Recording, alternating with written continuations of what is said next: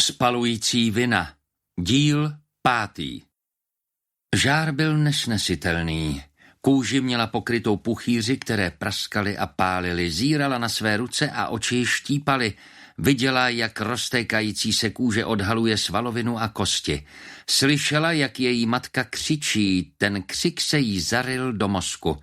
Nemohla pohnout nohama, jako by se připekla k zemi. Pak ho spatřila. Bilace. Pomalu a s odhodláním vešel do ohně, jako by mu oheň nemohl ublížit. Liv na něho chtěla zakřičet, aby šel pryč, aby se vrátil zpátky do Kodaně a zůstal tam, ale celé její hrdlo bylo v plamenech a stejně tak žaludek. Z úst jí místo slov šlehaly plameny jako drakovi. Náhle jí to hořící peklo vtáhlo dovnitř. Vzpouzela se, kopala nohama a máchala rukama, ale nebylo čeho se zachytit. Liv volala na Bilace i matku, ale byla sama pouze s ohněm, který se přeměnil v obrovskou rudou nestvůru se zlýma pichlavýma očima a ohnivým hadím jazykem. Nestvůra se jí snadno zmocnila a začala ji kousek po kousku spalovat. Liv křičela. Liv se s křikem probudila a posadila se na posteli. Po čele jí stékal pot a když se pokusila ten hrozný sen setřít z obličeje, měla dlaně celé mokré. Venku byla tma a digitální budík ukazoval čas 1:35. Liv zase pomalu začínala dýchat normálně. Byl to jen sen, i když se zdál tak skutečný. Její noční můry se vrátily a může za to on, Johann Boje. Lehla si zpátky na propocené prostěradlo. Deka byla na zemi, ale Liv nebyla zima, tak ji tam nechala. Civěla vystrašeně do stropu a bála se, že jakmile zavře oči, ten hrozný sen se vrátí. Když jí začal zvonit budík, uvědomila si, že asi nakonec usnula, protože ji probudil. S námahou si sedla a když vstala, téměř zakopla o deku, která ležela na zemi.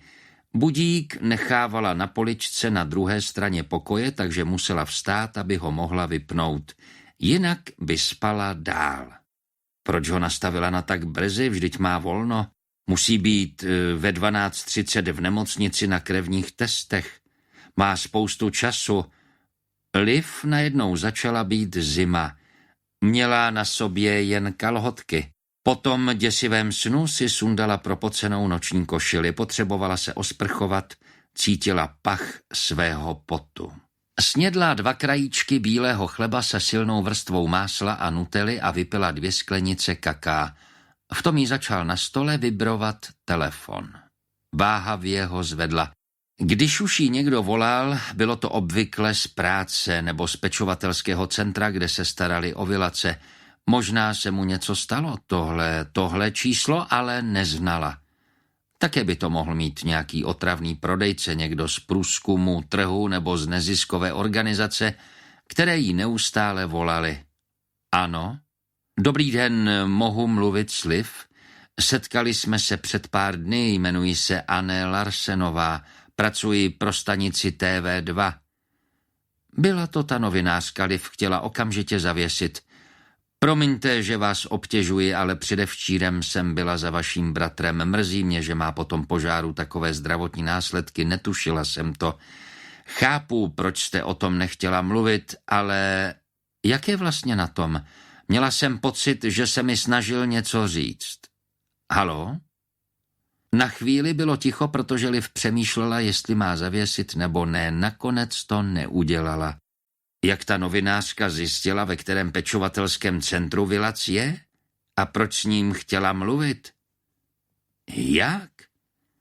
Zeptala se úsečně a srdce se jí znovu rozbušilo, ale ne tolik jako v noci. Naznačil mi, abych se podívala do novin. Myslím, že se to týkalo Johanna Boje. Vy víte, kdo je Johann, Liv. Byl to přece přítel vaší matky. Přítel? Liv přemohla nevolnost a vztek. Její matka neměla přítele, byla to děvka, která dohnala jejich milovaného otce k sebevraždě. Ale proč? Zeptala se Liv opatrně, aniž by o tom přemýšlela. Nejraději by položila telefon a byla sama, ale chtěla vědět, jak Bilac začal komunikovat. A co se snažil říct? Co všechno byl vlastně schopný dělat? Znovu ji přemohl ten pocit, že se Vilac změnil. Tam vám vědět, kdy se sejdeme. V obchodě mi řekli, že máte dnes volno a já bych mohla přijet do Paderup do 30 hodiny. To nejde, nebudu doma. Dobře, kdybychom se tedy mohli sejít někdy odpoledne? Dnes to nejde, jedu do Randers. Tak to je výborné, já tam dnes ráno také jedu. V Muzeu umění pořádají výstavu. Bude tam její tvůrce a já tam budu dělat reportáž. Kde se sejdeme? A kdy? To nechám na vás. Liv váhala.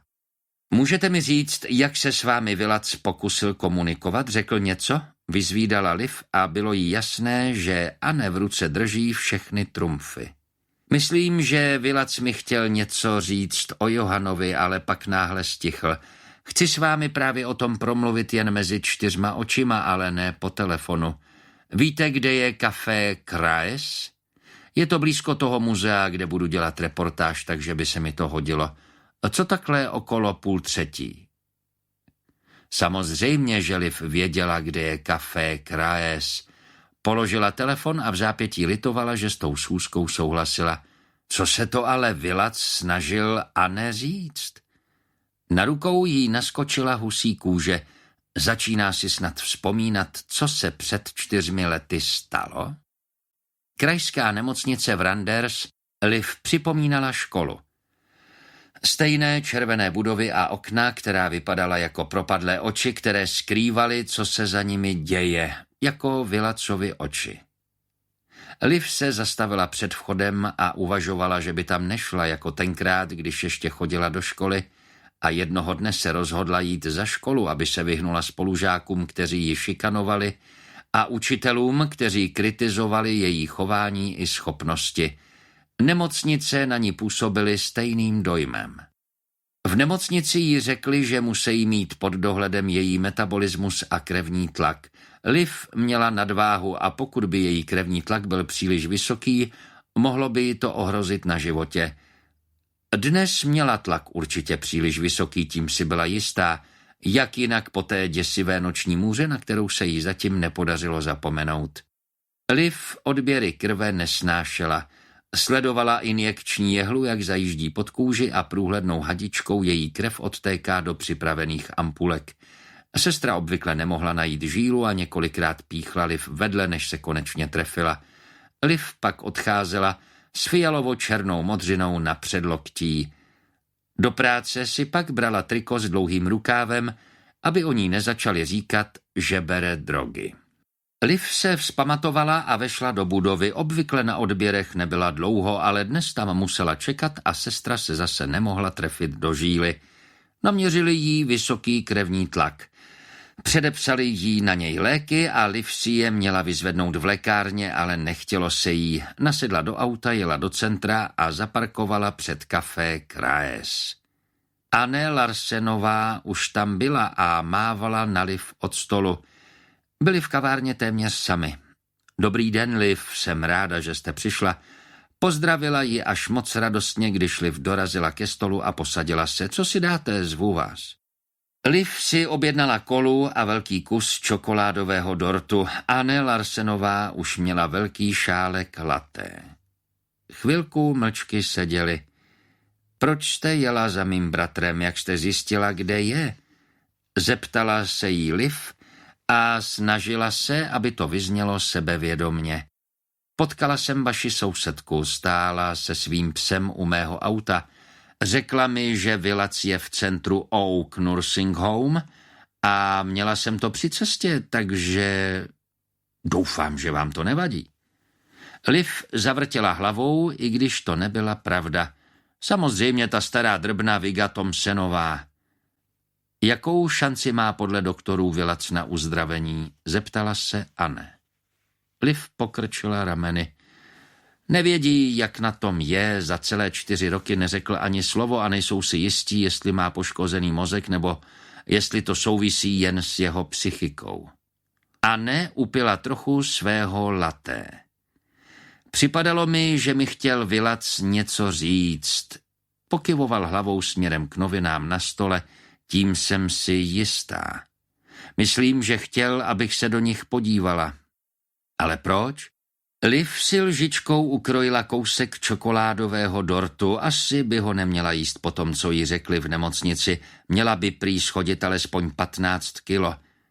Anne byla malá a drobná, její pas měl šířku asi tak Livina stehna. Podle Liv byla až moc štíhlá a nevypadalo to zdravě. Liv si lžičkou ukrojila další kousek dortu. Zeptala jsem se ho, jestli byl v domě sám, když vypukl ten požár. Myslíte, že tam byl i Johann? Liv měla plnou pusu dortu a jen zavrtěla hlavou. Proč myslíte, že Vilac chtěl, abych se do těch novin podívala? Johann Boye ho navštívil ve stejný den, kdy byl zavražděn, věděla jste to? Liv polkla sousto, zapila ho velkým douškem koli a vyhýbala se Anině pohledu. Ano, řekla mi o tom sestra, když jsem byla za Vilacem. Co asi Johann po vašem bratrovi chtěl? Liv pokrčila rameny a nabrala lžičkou další kousek dortu. Opravdu to netušila. Mám takovou teorii, řekla Anne a naklonila se spiklenecky k Liv. Co když Johann Boye byl ve vašem domě, když tam začalo hořet? Možná s tím měl něco společného. Liv stuhla. Byla to nehoda, řekla to policie, vadná plynová trubka. Anne se opřela a podívala se na Liv. V Johannově stole se našla zpráva o tom požáru, pročítal si ji v noc své vraždy, takže ho ten 4 roky starý případ asi zase začal zajímat. Co vy na to? Já nevím, on to tenkrát vyšetřoval a zjistilo se, že to byla nehoda. Chodil k vám v té době často? Liv se ty otázky nelíbily. Proč to Anne tak zajímalo? Ale asi si myslela, že to Johann založil ten požár. To Liv samotnou vlastně nenapadlo. Jo, chodil za mou matkou často, je možné, že v ten den u nás byl. Anne se na ní soustředěně dívala. A napadlo vás někdy, že to nebyla nehoda, ale že se třeba někdo chtěl vaší matky zbavit? Chcete říct, že to byla vražda? Liv se do očí bez varování vedraly slzy. Ano. Je mi to líto, ale je možné, že zatím vším byl Johann. Napadlo mě to, když jsem byla u Vilace. Myslím, že ví víc, než se zdá. Liv přikývla. To mě také napadlo, když jsem za ním byla naposled. Třeba se Johann o ten případ zajímal, protože chtěl zahladit stopy. Po 4 letech? Zeptala se nevěřícně Liv. Ano. Něco ho přimělo, aby se k tomu případu vrátil. Myslíte, že váš bratr Johanna tenkrát zahlédl a ví, že Johann založil ten požár? Liv si uvědomila, že se jejich rozhovor stáčí směrem, který se jí nelíbí. Vilac nic neví, vždyť mu nefunguje myšlení, okamžitě všechno popřela. Netlačte na něho, on... Přijel za vámi Johann do Paderub? Liv zaskočeně položila lžičku. Napila se trochu koli a vybrindala ji přitom na stůl. Od mámy na pohřbu jsem ho neviděla. On tam byl? Ano. Ano, samozřejmě, že tam byl. Anne chvíli mlčela, dívala se do svého laté a míchala ho lžičkou. Asi víte, že Johann byl ženatý a má 2 děti. Liv přikývla. Jo, takže by se k nám asi stejně nikdy nenastěhoval. On...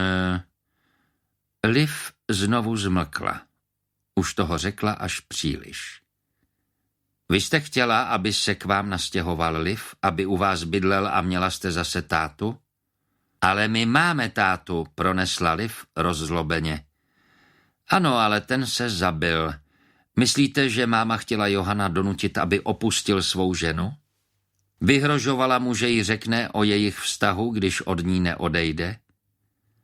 Ta novinářka si všechno zjistila, věděla i o jejich tátovi. Liv měla zase plnou pusu dortu. Odstrčila talířek s dortem doprostřed stolu. Z nasládlé vůně čokolády se jí dělalo špatně.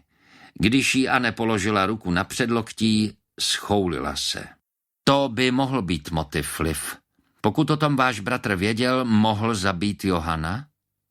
Vím, že zrovna začal pracovat u policie, když došlo k tomu neštěstí. Možná má někde uniformu a asi Johana Boye strašně nenávidí. Liv od ní odtáhla ruku. Nezbláznila jste se? Obvinujete mého bratra z vraždy, vždyť je zmrzačený. Na nic by se nezmohl, na nic. Jak vůbec můžete? Nezlobte se, Liv. Ale vyšetřovatelé zjistili, že auto, které Johana srazilo, řídil policajt. Podle vyšetřovatelů to nebyl nikdo z jeho kolegů. Musel to být jedině někdo převlečený za policajta, takže já jsem si jistá, že váš bratr toho zvládne udělat víc, než se zdá, a navíc má díky svému zdravotnímu stavu dokonalé alibi. Liv vyskočila ze židle tak rychle, že ji málem převrhla. Strhla z ní tašku a bundu a vyběhla z kavárny. Liv bezcílně jezdila autem po městě, zajela i do ulice, kde dříve bydleli. Nepodívala se tam už 4 roky, jejich starý dům strhli a postavili tam nový. Teď tam žije někdo jiný. Zaparkovala pod břízou před domem. Pamatovala si ji ze svého dětství. Spávala pod ní v kočárku, to si samozřejmě nepamatovala, věděla to z vyprávění. Když otevřela okénko, poznala i tu vůni. Na podzim v jejich zahradě poletovaly listy a lepily se jim svilacem na holínky, když si hráli v loužích. Jejich táta ten strom nesnášel a chtěl ho nechat porazit, protože na podzim musel každý den odklízet spadané listí, ale máma to nedovolila, takže bříza zůstala nedotčená. A ještě pořád tu stojí. Liv se podívala do koruny, kde na drobných větvičkách narostly pupeny, které asi za měsíc vykvetou. Ten strom díky její matce přežil jejich otce. To, že ten strom zůstal a táta ne, je mámina vina. Liv se po obličeji začaly koulet slzy. Otráveně si je otřela. V okně se rozsvítilo světlo. Liv viděla do kuchyně, kde byly 2 děti, holčička a kluk a jejich rodiče. Nejspíš se chystali večeřet. Livina rodina také kdysi byla šťastná. Vařili spolu, povídali si a smáli se, dokud to její máma celé neskazila. Johan si myslel, že jim nahradí tátu, zaslechla, jak s mámou diskutují o rozvodu a o manželství. Klidně by zničili další rodinu. Johanovi děti by skončili stejně jako ona s Vilacem.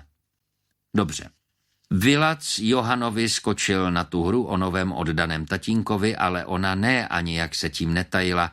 Stále více se s matkou hádali. Liv na ní při několika hádkách zakřičela, že ji nenávidí a přála by si, aby umřela. Jejich vztahu to rozhodně nepřidalo.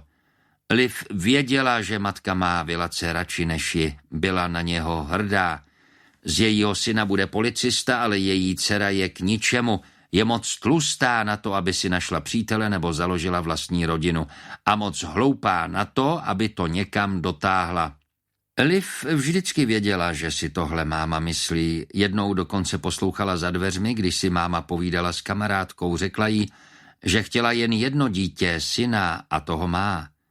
Druhé dítě byla nehoda a nikdy se to nemělo stát, ale manžel jí zakázal jít na potrat. Samozřejmě netušila, že její 7letá dcera celý rozhovor vyslechla. Liv to jen utvrdilo ve všem, co už dávno věděla. Za to její otec ji nade všechno miloval. Liv se opřela čelem o volant a zavřela oči. Horké slané slzy jí po nose stékaly do úst. Přála si, aby mohla pod břízou zůstat napořád a dýchat její vůni, poslouchat hlas svého otce, který se vznáší ve větru, a vytratit se do jeho světa, ať už byl kdekoliv. Náhle jí někdo zaťukal na okénko, překvapeně se v sedadle narovnala. Můžu vám nějak pomoct?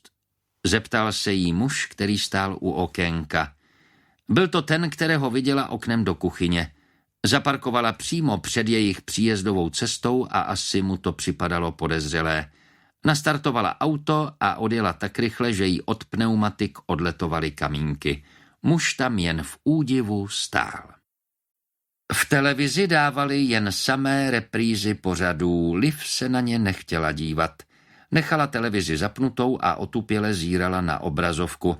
Vzpamatovala se, až když reklamní znělku vystřídali zprávy a na obrazovce se objevilo obrovské množství květin u garáže obehnané, třepotající se červenobílou páskou, na které stálo policie.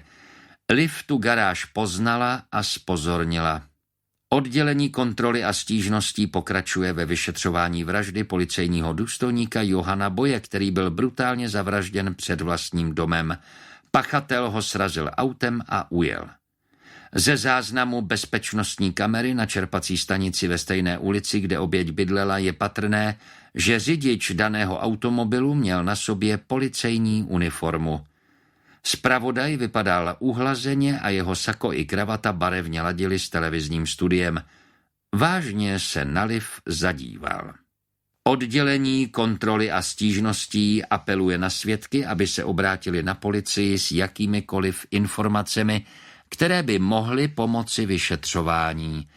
Oddělení se rozhodlo zveřejnit záznam z kamery pro případ, že si někdo daného automobilu nebo jeho řidiče všiml. Zpravodaj pak citoval číslo, na které diváci mohou volat, ale Liv už neposlouchala. Obě ruce si dala před ústa a vyhrkla, když v televizi uviděla to auto. Rychle se otočilo na neosvětlené straně pumpy.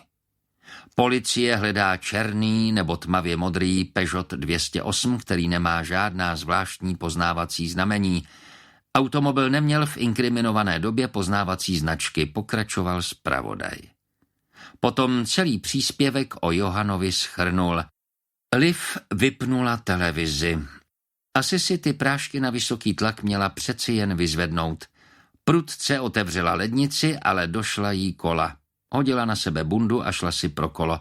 Bez koly nedokázala existovat. Když nebyla v práci a potřebovala si pro něco skočit, vždycky zajela do Quickly v nákupním centru Franders. I když to byl Proneto, kde pracuje konkurenční supermarket, ale v Quickly nehrozilo, že narazí na někoho z kolegů nebo na šéfa. Koupila si 2litrovou lahev koly a hned se vydala domů, aby nepodlehla pokušení koupit si sladkosti nebo zákusky z pekárny. Před kioskem málem porazila stojan s časopisy s plakátem, který měl přilákat zvědavé čtenáře. Názvy na titulní stránce většinou neodpovídaly obsahu článku uvnitř, takže jen stěží nasytili čtenářovu zvědavost. Liv se ale zastavila, když si všimla dnešního titulku. Policistu srazilo auto před očima syna, pachatel ujel. Stálo tam tučným písmem. Pod tím bylo o něco menším písmem napsáno: syn Johana Boye byl svědkem otcovy hrůzné smrti.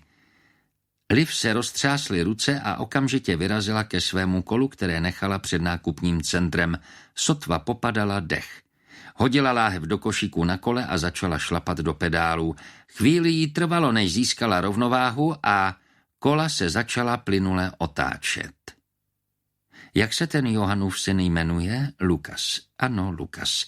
Dcera se jmenuje Mia. Kolik jim teď je? Nepamatovala si, kolik tenkrát jeho dceři bylo. Lukasovi je asi tak 9, ale jestli ten chlapec viděl řidiče toho auta, pak to řekne policii. Oni zatím neví, kdo to byl, takže vnitřní neklid a úzkost z minulé noci se začaly vkrádat zpátky, jako by ta oheň chrlící nestvůra během dne oživla. Liv touto dobou obvykle navštěvovala Vilace. Co kdyby za ním zase zašla a přesvědčila se, jestli má ta novinářka pravdu? Co když na tom Vilac opravdu není tak špatně, jak se zdá? Liv se rozhodla, že se za Vilacem podívá. Místo toho ale během další půlhodiny přejela most přes řeku a jela po silnici číslo 46 do Silkeborgu. Musí to zjistit, co všechno Lukas ví, co viděl, proč byl tak pozdě večer vzhůru. Malí kluci už přece tou dobou dávno spí. O 20 minut později jela kolem té pumpy. Tady bezpečnostní kamera zachytila to auto, ale fotky pořízené z videa se nedaly použít k identifikaci. Když dorazila k Johanově domu, zpomalila jako vždy, když si ho přijela zkontrolovat. U chodníků bylo zaparkované auto, černá Mazda CX-5. To nebylo Johanovo auto. Před domem sousedů může Johanův dům pozorovat. Zaparkovala, zatáhla ruční brzdu a vypla světla. Johanův dům vypadal poklidně. V okně obývacího pokoje a v krajním okně se svítilo. Liv napadlo, že je to asi Lukasův pokoj. Viděl odtamtud všechno? Garáž byla přímo pod jeho oknem, květiny kolem ní teď byly zvadlé a schnilé. Proč je nikdo neodklidí? Před garáží osamoceně zářila ve tmě jediná rozsvícená svíčka. Na úvodní stránce novin psali, že Johana zabili před očima jeho syna. Lukas mohl z okna něco zahlédnout, to ano, ale spíše to znělo, jako by... Liv nad svými hloupými nápady zavrtěla hlavou. To všechno ty směšné plátky. Lukas nejspíš nic neviděl. Liv byla naštvaná, že si noviny nekoupila, aby si ověřila, jestli je na titulcích něco pravdy. Litovala, že se sem vydala. Co tady chtěla?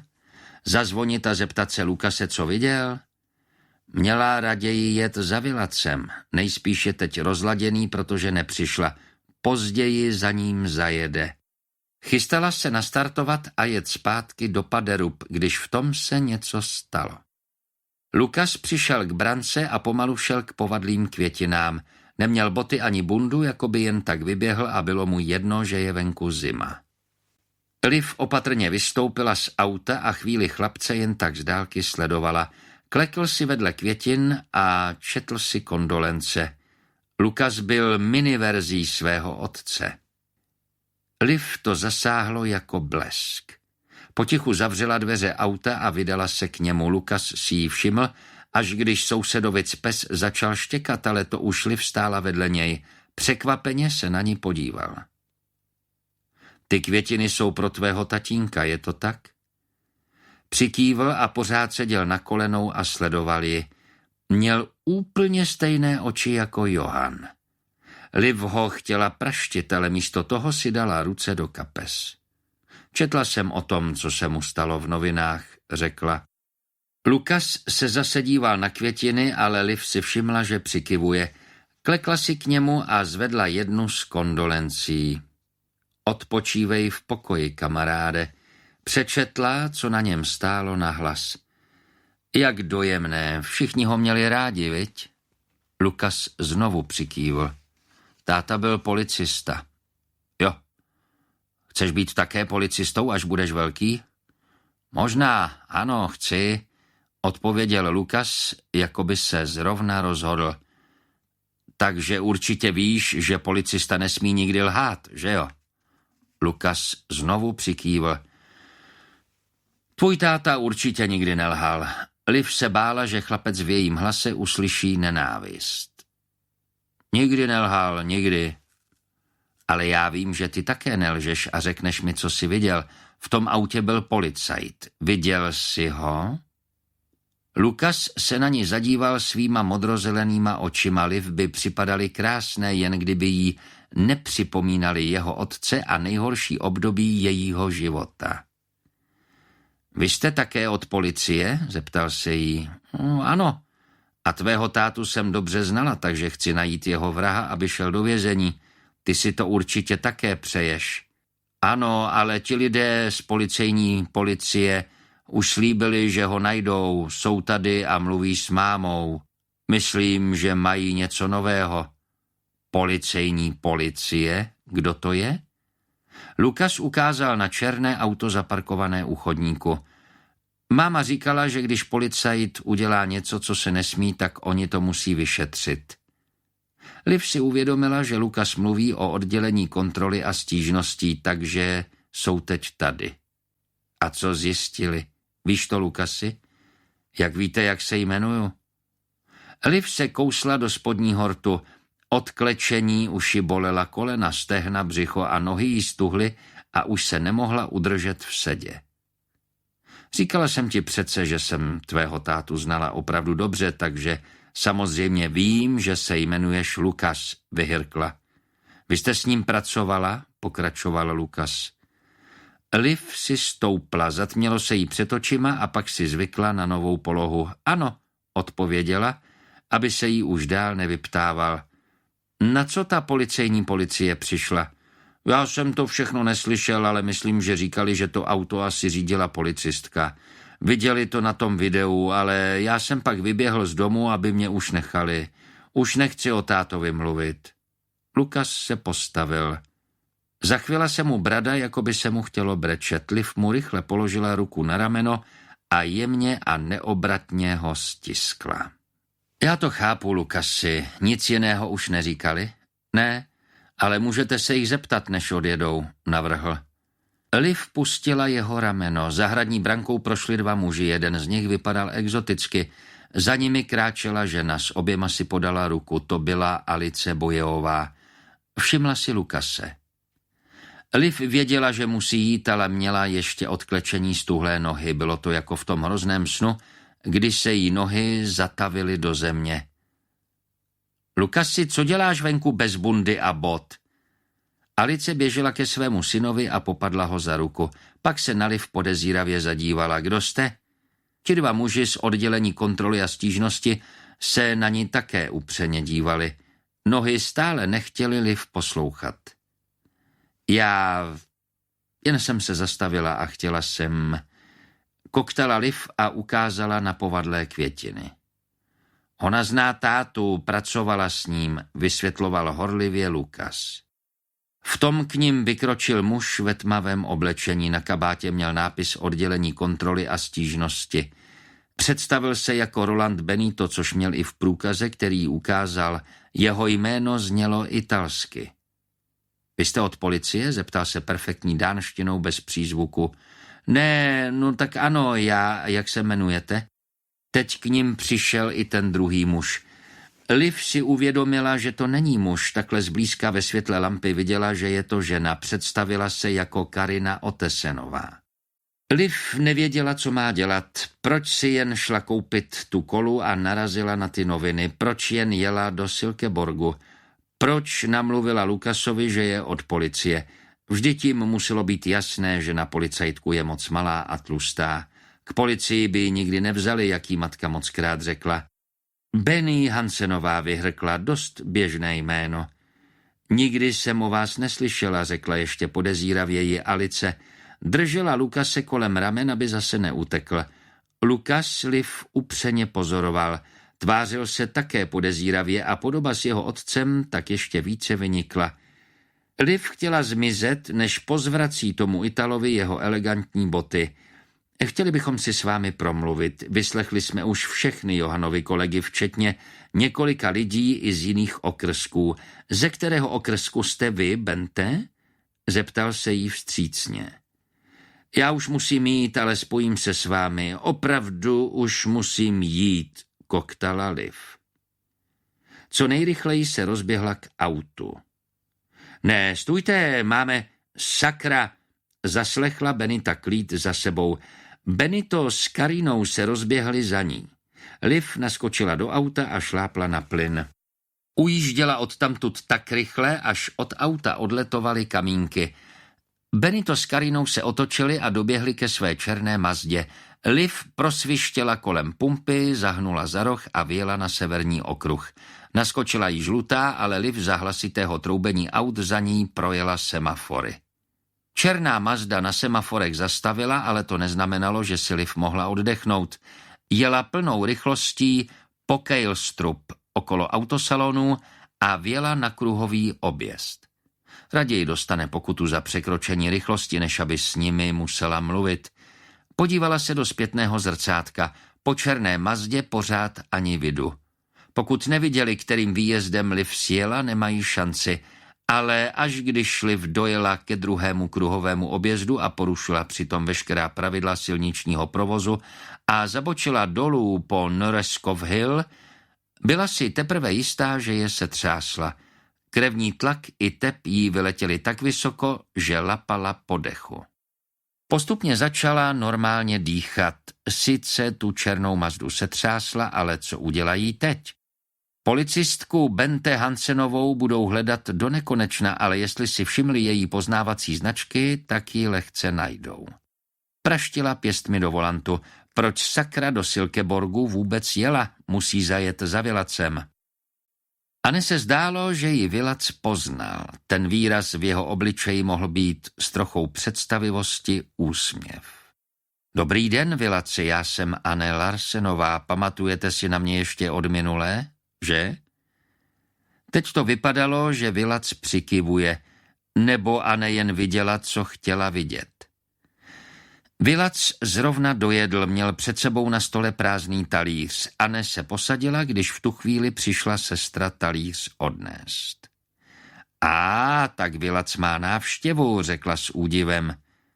Jaký? Zeptala se Anne.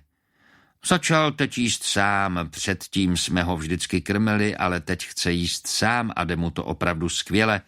Usmála se ta mladá sestřička. Na její jmenovce stálo Lara Marklundová. Když se k Vilacovi naklonila pro talíř, ukázala ze svého dekoltu trochu více, než by asi chtěla. Anne si všimla, že Vilacovi se ta dívka líbí. Když se na ní díval, objevila se mu v očích jiskra a dal si obě ruce do klína, jako by tam něco skrýval. Anne napadlo, jaké to asi je být v nefunkčním těle. Vilac je 27letý mladík, který by asi chtěl mít milostný život, pokud by to mohl říct. Existují sexuální asistentky, které pracují s tělesně postiženými lidmi, ale chtěl Vilac vůbec nějaký milostný život? Anne byla zvědavá, co se pod rukama snažil ukrýt. Při tom pomyšlení se začervenala. Jak s Vilacem komunikujete, zeptala se místo toho Anne. Je to těžké. Lara se na Vilace omluvně usmála a Anne si byla jistá, že jí úsměv opětoval. Chce to trpělivost, ale zlepšuje se to. Nemáte tabulku s písmeny nebo něco takového? Ano, samozřejmě, ale Vilacovi to s ní moc nejde. Nechápe, co se po něm chce a nedokáže poskládat jednotlivá slova. Můžu to s ním zkusit? Na co se ho chcete zeptat? Na stanici TV2 budeme natáčet reportáž o lidech s různými handicapy. Už jsem byla i v jiných pečovatelských centrech tady v okolí. Dobře, usmála se Lara.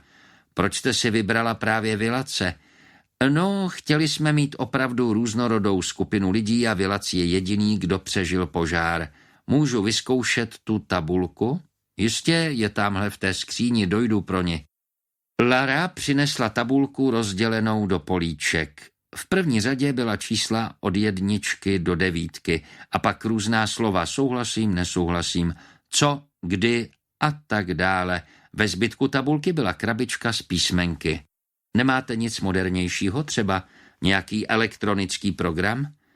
Ano, ale Vilac to nemá rád. Nerozumí tomu a má z toho strach, je moc brzy na... Můžu to zkusit? Zopakovala Anne s úsměvem. Lara šla zpátky ke skříni a vyndala z ní elektronickou tabulku, kterou připevnila k Vilacově posteli. Zdálo se, že ho to zaujalo. Normálně tohle smí dělat jen sestry, pronesla Lara, když tabulku zapojovala. Musím se zeptat vrchní sestry, jestli to můžete dělat sama. To je naprosto v pořádku. Asi stejně budu potřebovat, abyste mi s tím pomohla. Měla byste chviličku? A nedoufala, že by Lara mohla mít na Vilace dobrý vliv, ale Lara zavrtěla hlavou. Jsem ve službě, takže bohužel nemám čas. Naše vrchní sestra Amanda Mikkelsenová vám s tím snad pomůže. A byla to Amanda. Za nějakou dobu přišla a posadila se na Vilacovu postel. A nebyla otrávená, protože Vilacův obličej povadl, když mu Lara zamávala na rozloučenou a zmizela na chodbě. O čem chcete s Vilacem mluvit? Zeptala se Amanda, zapnula elektronickou tabulku a sledovala přitom Vilacovu reakci. Nechtěla ho vystrašit, ale vypadal, že mu to nevadí. Jeho zájem zatím neopadl. Když byl u policie, musel s elektronikou pracovat, takže to pro něj nemůže být nic zcela nového, pomyslela si Anne. Proč nezačneme tím, jak se dnes Vilac má? Můžete odpovědět? Zeptala se ho Amanda.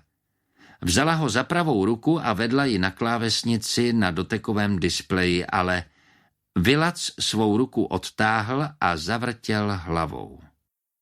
Vidíte? Je to pro něj těžké, řekla Amanda s vítězoslavným úsměvem, který byl ale zároveň plný lítosti. Jsou na to i jiné programy? Něco, kde jsou celá slova, aby je nemusel psát písmeno po písmenu? Amanda otevřela menu. Je tu obrázkový program. Anne se podívala na obrazovku. Objevily se na ní obrázky sklenice, jablka, hrušky, policisty, postele, rádia a další podobné symboly. Anne to připomnělo dokument o šimpanzích. To je příliš jednoduché, je tam ještě něco jiného? Vilac už ztratil zájem a díval se z okna do tmy. Jeho protéza vypadala jako skutečná noha. Už neměl ruce složené v klíně. Anne se diskrétně podívala, žádné známky povzrušení. Pak je tu tento program, ale to je ještě složitější, řekla Amanda a otevřela na obrazovce další program. Můžete si tu navolit slova a složit je do věty. Amandě zazvonil pager a Vilac sebou trhl. Odvrátil se od okna a podíval se na Amandu. Anne si nemohla nevšimnout, že se v jeho očích něco děje. Buď se mu nelíbil zvuk Amandě na pageru, nebo věděl, že Amanda musí jít. Musí mít k pacientovi, něco se děje, za chvíli jsem zpátky. Usmála se omluvně Amanda, vstala a odešla.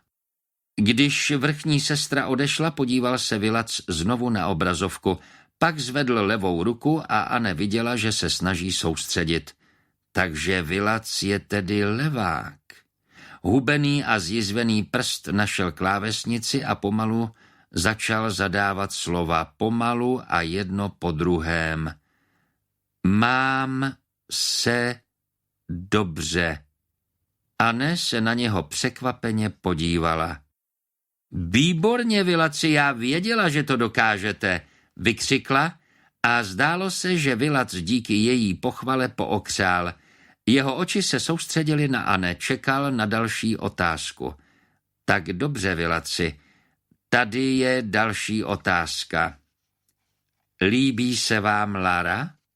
Anne si chtěla ověřit, jestli jeho odpověď nebyla jen náhodná. Vilac se znovu otočil k obrazovce a jeho prsty tentokrát mačkaly klávesy rychleji. Ano, je... Snažil se přijít na to pravé slovo. Sexy se asi nehodí. Milá. To určitě je. Chutná vám tady, vaří tu dobře? Anne se pro začátek snažila mluvit o všedních věcech, aby to nebylo složité a nevystrašila ho. Dobře, ale ne dýr. Tomu nerozumím. Vilaci, nestiskl jste špatnou klávesu? Když stisknete špatnou klávesu, můžete to vymazat tím zeleným tlačítkem Delete. Vilac se znovu podíval na obrazovku a opravil, co napsal. Dobře, ale ne sýr. Anne se zasmála. Nemáte rád sýr, ví o tom v jídelně? Vilac zachroptěl, což nejspíš znamenalo, že se směje. Snaživě stiskl klávesu. Ne. Anne byla překvapená. Ztratil řeč. Co když je to ale to jediné, co ztratil, je možné, že jeho mozek celou dobu funguje bez problémů, ale Vilac o tom nemohl nikomu říct? Musíte jim to říct, Vilaci. Mám pro vás další otázku. Znal jste Johana Bojeho? Jeho prst u obrazovky dlouho váhal. Ano. Měl jste ho rád? Ano. Byl tu za vámi minulý týden? Ano. Co chtěl? Anne si říkala, jestli pro něho nebude těžké odpovědět jen pomocí slov, která má na výběr. Tentokrát mu to trvalo déle. Vilac se díval na obrazovku a našel slova, která potřeboval. Mluvit, dívat se, auta, Časopis. Prohlíželi jste si časopis o autech? Co ještě? O čem s vámi chtěl Johann mluvit? Vilac se na ní znovu podíval. Anne si pomalu začínala zvykat na jeho zjizvený obličej, kterému chyběly veškeré rysy. Když se na něj zadívala zblízka, viděla drobné změny, které byly nejvíce patrné v jeho očích. Jakoby Vilac věděl, že skrze ně může vyjádřit své emoce. Jeho oči teď měly skeptický výraz. Nevěděl, co Anne chce a jestli jí může věřit. Nikomu nic nepovím, Vilaci. Bude to jen mezi námi. Co ještě? Jen jste si prohlíželi auta? O čem s vámi Johann mluvil? Vilac se znovu otočil k obrazovce. Mačkal klávesy a prst se mu u toho roztřásl.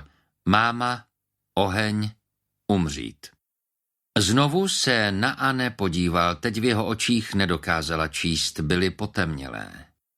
Byl Johann Boye u vás doma ten večer, kdy došlo k tomu výbuchu? Amanda se každou chvilku vrátí a Anne si tedy musela pospíšit. Umřít. Víte, že Johann Boye je mrtvý, víte, jak umřel? Auto. Kdo myslíte, že v tom autě byl? Vilac se ani nepohnul. Chvíli se díval z okna a pak se znovu podíval na Anne. Pak začal hledat slova. Na pečovatelském centru Oak Nursing Home se světly zářícími z oken do tmy bylo něco uklidňujícího. Působilo to tam poklidně a bezpečně.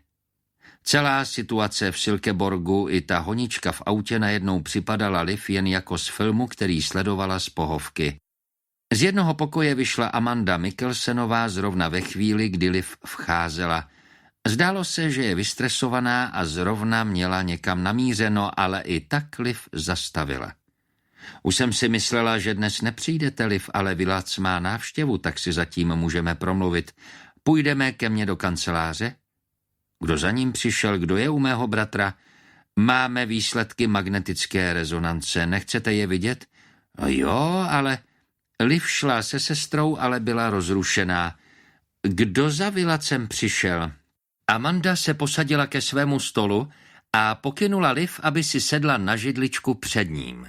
Je to novinářka Anne Larsenová, snaží se s Vilacem udělat rozhovor pomocí elektronické tabulky, ale jak víte, je to pro něho těžké, takže se daleko nedostane. No to je absurdní, proč jste jí to dovolila? Na co se pro boha chce Vilace vyptávat? Dělá na reportáži o lidech s handicapem pro TV2. Vilac je jediný člověk s popáleninami, kterého se jí podařilo najít. Blbost. Liv se vrtěla na židli, kvůli tomu tam ta novinářka nebyla, tím si byla jistá. Myslela si snad, že Vilac byl schopný řídit auto a zabít Johanna Boye? Chtěla z něho dostat přiznání, je úplně praštěná. Amanda sepnula ruce na stole jako při modlitbě. Liv udělala v duchu to samé, ale nevypadalo to, že její modlitby byly vyslyšeny. Na magnetické rezonanci nejsou žádné změny, doktoři stále nechápou, proč se Vilacovi ještě nevrátila řeč a co je za jeho nepohyblivostí. Není k tomu žádný lékařský důvod, alespoň se zdá, že jeho mozek je v pořádku. Možná, že to Vilac vzdal. Mám ale dobrou zprávu. Kontaktovala jsem psychiatra, který by mohl vysvobodit Vilace z jeho uzavřeného světa. Ten psychiatr se domnívá, že je to vše psychologického původu a Vilac bude zase mluvit. Amanda k Liv vyslala široký úsměv. Liv si jasně všimla, že Amanda měla špičáky o něco delší než ostatní zuby. Vypadá trochu jako upírka, napadlo ji. Kdy tady ten psychiatr bude? Možná zítra, takže je dobře, že já chci být u toho, až bude mluvit s mým bratrem. Toho bohužel nebude možné, informovala ji Amanda s úslužným a omluvným úsměvem. Jasně řekl, že během jejich sezení musí být s Vilacem o samotě. Nesmí být přítomen nikdo, kdo na něho má vliv. Má vliv? Co si myslí, že z něj dostane? Pokud je za Vilacovou ztrátou řeči nějaký psychologický důvod, pak mu ten psychiatr může pomoci otevřít se o tom, co to způsobilo. Liv jen přikývla, věděla, co to znamená. Všechno by se Vilacovi mohlo vybavit, všechno, co se odehrálo během požáru a před ním. Postavila se. Chci okamžitě jít za svým bratrem, zamumlala a spěchala do jeho pokoje po chodbě s šachovnicovou podlahou. Když Liv opatrně otevřela dveře, spatřila Anne Larsenovou na židli vedle Vilacovy postele. Oba byli zabraní do něčeho na obrazovce, která byla připevněna k jeho posteli. Liv pocítila úlevu. Dívali se na nějaký film. Ta novinářka to už snad se snahou přimět Vilace komunikovat vzdala. Nejspíš už jí došlo, že si na nic nevzpomíná a nic nezvládne bez pomoci. Stála ve dveřích a dívala se na ně. Anne měla naprosto zděšený výraz a vytřeštěné oči. Vilacovi oči byly zúžené, ale celé jeho tělo ukazovalo, jak moc se soustředí. Asi se dívali na nějaký horor. Vilac horory zbožňoval. Liv se přikradla o něco blíž, ještě pořád si ji nevšimli. V tu chvíli Liv došlo, že se nedívají na film. Měli před sebou tabulku s komunikačním programem. Vilac ukazoval prstem na obrazovku. Ne, on na ní něco naťukával, zadával slova. To předtím ještě nikdy neudělal. Jste si tím jistý, Vilaci? Jestli je to všechno pravda, tak je to opravdu hrozné, pronesla Anna vážně. Vilac se na ní podíval a odhodlaně přikývl. Liv málem pukla vzteky, když v jeho očích viděla tu důvěru. K ní se takto nikdy nechoval. Co to děláte? Zeptala se a spěchala k posteli. Oba se na ní zaskočeně podívali. Když Liv došla k posteli, viděla, že Vilac opakovaně mačká tlačítko delete, až byla celá obrazovka prázdná. Ale než vše stačil vymazat, zahlédla své jméno. Vilac napsal její jméno. Liv, musím s vámi mluvit, řekla Anne a zvedla se. V Liviných očích se zatemnilo, popadla sklenici s vodou, která stála na stole a mrskla jí po Anne. Vypadněte, tak už jděte, co od mého bratra sakra chcete, vypadněte a hned. Liv popadla skleněnou láhev, zvedla ji. Vilac zaječel tak hlasitě, že jí téměř praskly bubínky. Liv ucítila pevné sevření kolem zápěstí, které jí zabránilo, aby po té novinářce hodila lahví, kterou držela v ruce. Co se tu pro boha děje? Zakřičela Amanda a vytrhla jí láhev z ruky. Už byste měla jít, řekla Anne. Do pokoje přiběhly ještě další 2 sestry. Než Amanda Liv vyvedla, viděla Liv, jak Vilac se pevně drží a 3. sestra mu dává injekci přímo do žíly.